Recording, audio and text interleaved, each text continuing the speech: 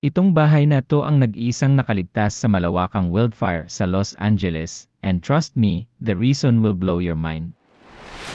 Habang ang buong paligid nito ay naging abo, buong neighborhoods, natupok ng apoy, itong bahay ay nanatiling buo, walang gasgas.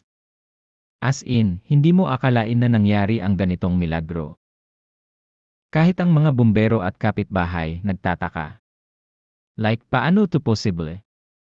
Nasa gitna pa ng pinakamalakas na apoy ang bahay na ito. Literal na napapalibutan ng towering flames. Yung mga puno parang skeletons na lang. Yung mga kotse natunaw na parang wax. At yung ibang bahay. Lahat wasak, nag-collapse ang mga bubong, pati mga pader hindi nakaligtas. Pero itong bahay, parang untouched. Parang may invisible force field na nagpoprotekta dito. Pero teka, bakit? Ano nang meron dito? May mga theories ang ibang tao. Una, ang milagro sa kusina. Nang makapasok ang mga bumbero sa bahay, may napansin silang kakaiba sa loob. Sa ibabaw ng refrigerator, may nakabukas na Bible. At hindi lang basta nakabukas, ito'y nakafocus sa isang verse.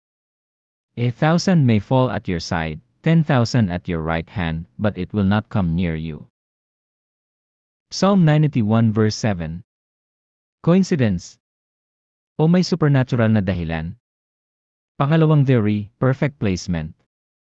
Ayon sa ilang eksperto, minsan, ang pagkaligtas ng bahay ay dahil sa unique location nito.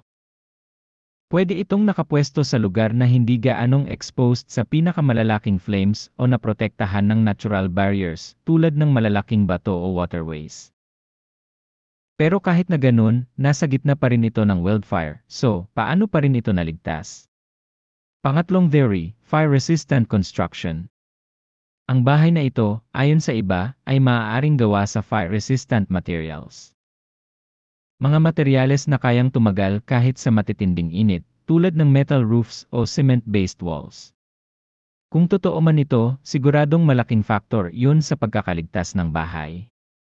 Pero still, maraming bahay ang gumagamit ng ganitong materials, pero natupok pa rin. Kaya't may mas intriguing pa na paliwanag.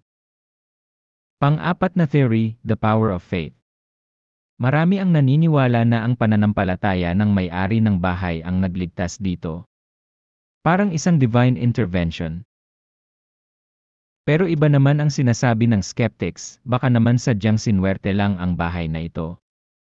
Ang kwentong ito ay hindi lang tungkol sa swerte o milagro. It's also a wake-up call. Defensible space, fire-resistant materials, at disaster preparedness ay napaka-importante, lalo na sa panahon ngayon kung saan mas nagiging malala ang wildfires dahil sa climate change. Pero ang tanong, sa gitna ng sakuna, mas pinaniniwalaan mo ba ang siyensya o ang mas mataas na kapangyarihan? Comment bahay kung gusto mo pang malaman ang buong kwento at kung ano pa ang natuklasan sa loob ng bahay na ito.